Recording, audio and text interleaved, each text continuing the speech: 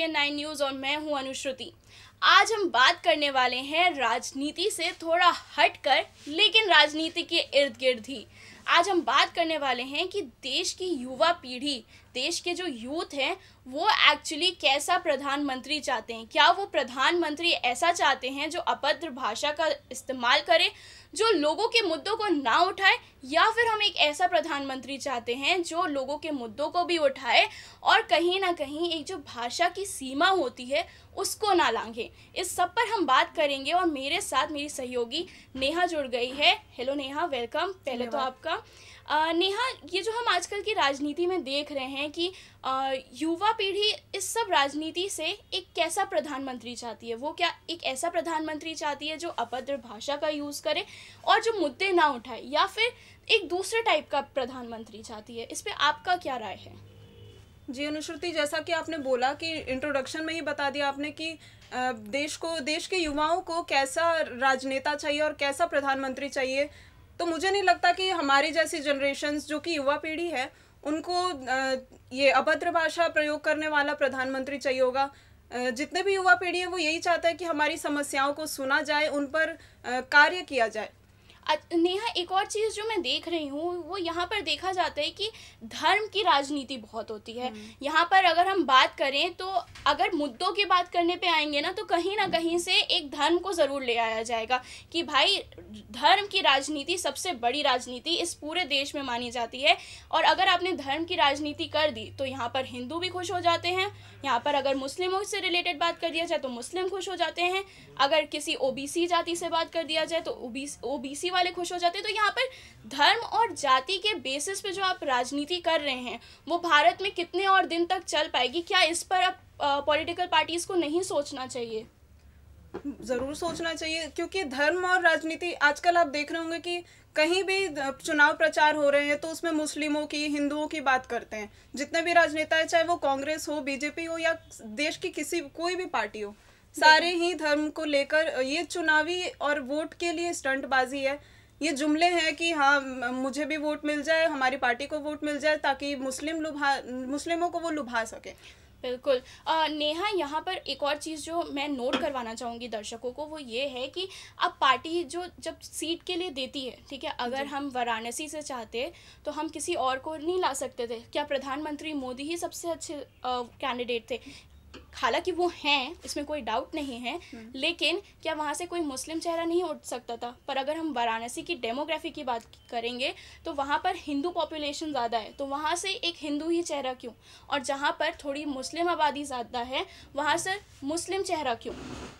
ये क्या अलग तरह की राजनीति नहीं है? ये आप सिर्फ लोगों को लुभाने के लिए, सिर्फ इसलिए क्योंकि आप वहाँ से सांसद बन जाओ, वो सीट आपके पार्टी की हो जाए, इसलिए आप कैंडिडेट नहीं खड़ा कर रहे हो। इस पर आप क्या कहोगे? देखिए, देश में तो हर जगह ही किसी भी चाहे कोई भी शहर हो, वाराणसी ही क्यों, हर जगह ही यही सब चल रहा है। क्योंकि जहाँ भी देखे तो चुनावी रैलियाँ होती है तो उसमें हिंदुओं को लेकर, मुस्लिमों को लेकर बात होती है। जहाँ मुस्लिम ज़्यादा है वहाँ पे कैंडिडेट मुस्लिम खड़ा किए जाते हैं ताकि उनको वोट बैंक ज़्यादा मिल सके। बिल्कुल। नेहा, जब हम ग्राउंड पे थे, जब हम ग्राउंड रिपोर्ट कर रहे थे तो हमने एक बात बहुत बड़ी नोटिस की थी कि अगर हम देश के लोगों से पूछें, देश की जनता से पूछें कि प्रधानमंत्री कौन बनेगा, राहुल गांधी या फिर मोदी, तो सबने यही कहा था मोदी। लेकिन जब उनसे वजहें पूछी गई कि आपको क्यों चाहिए मोदी, तो बस सबका कहना था क्योंकि वो मोदी हैं। ठीक है, लेकिन जब उनसे रीज़न पूछा गया कि आपको उनका कोई काम पसंद आया होगा, कुछ ऐसा हुआ होगा, तो ये लोग जो है इस पर कुछ भी बोलने से थोड़ा सा मुझे लगता है हिचकिचा गए, या कैमरा था इस वजह से।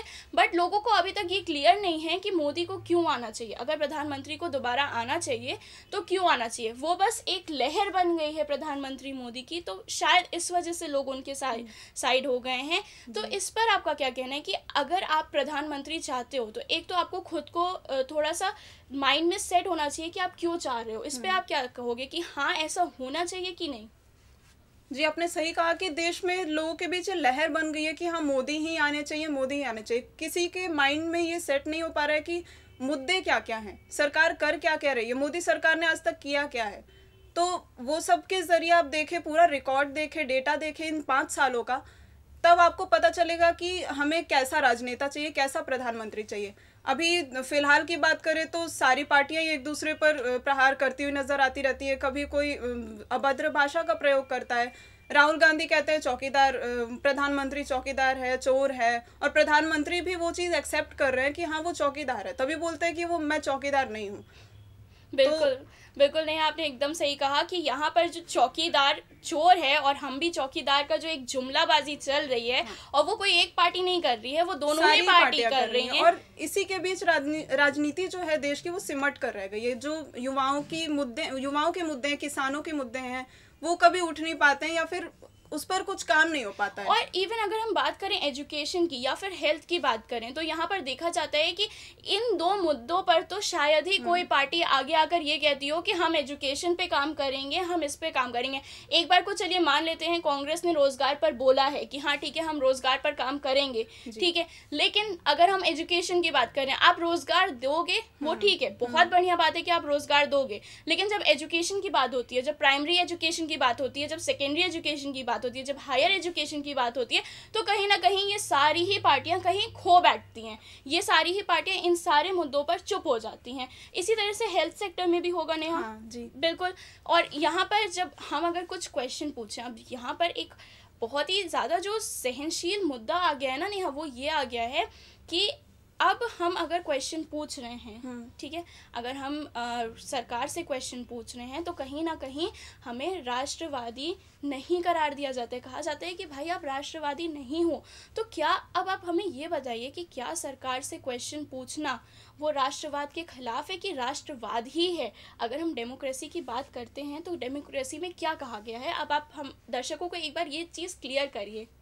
मैं ये बताना चाहूँगी कि जो डेमोक्रेसी है उसमें लोगों को, यानी कि लोकतंत्र, मतलब उसमें जितने भी लोग हैं देश के, उनको पूरी छूट होती है कि वो अपना पार्ट रख सके, अपना ओपिनियन रख सके लोगों के, सरकार के सामने, सरकार से मतलब मांग सके, हाँ क्वेश्चन पूछ सके, जो भी चीज़ें समस्याएं उनसे डिस्कस कर सके या फिर उन पर सवाल भी उठा सकते हैं। डेमोक्रेसी का मतलब है कि लोगों को खुली छूट है। बिल्कुल। तो लोगों को खुली छूट है, तो क्या अभी आप देख पा रही हैं कि इस देश में इस समय लोगों को ये खुली छूट मिली हुई है? मुझे नहीं लगता मिली हुई है। पहले तो बात करें कि राजनेताओं की ही, तो वो खुली छूट वही लोग समझ लेते हैं, एक दूसरे पर ऐसे अभद्र टिप्पणियां करते हैं कि सरकार, वो सारे राजनेता उसी में सिमट कर रह गए, और लोग बोलते हैं तो फिर उस पर केस ठुक जाते हैं। केस से ज़्यादा मुझे लगता है कि आजकल जो लोग हैं वो सबसे ज़्यादा परेशान ट्रोलर्स से हैं।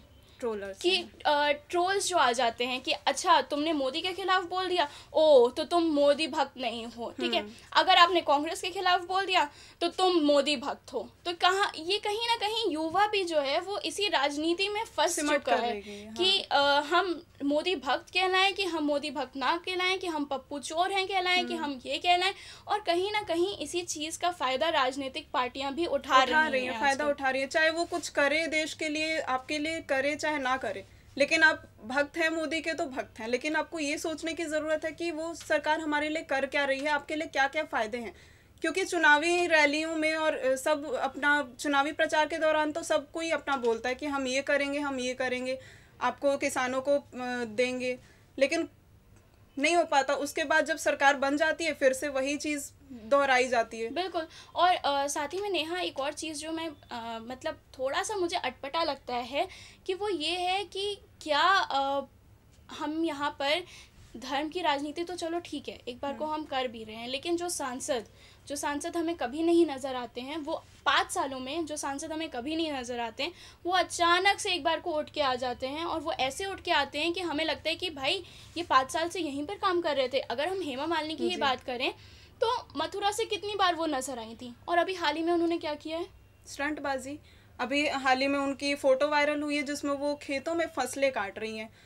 बिल्कुल। और उसके बाद अगर उर्मिला मातोंडकर की भी बात करें तो वो क्या कर रही थी, वो एक बार चलिए ठीक है आप प्रचार करने जा रहे हो, आप वहाँ के ऑटो रिक्शा ड्राइवर्स से मिल रहे हो, वो एक बारी को ठीक भी है, लेकिन क्या ये सिर्फ एक जुमलेबाजी नहीं है, सिर्फ एक लोगों को लुभाने का तरीका शायद एक थोड़ा सा पेठा आप दे रहे हो कि लो भाई आप पेठा खाओ और हमें और जो है खुश हो वोट जाओ। दो। हाँ, और आप खुश हो जाओ।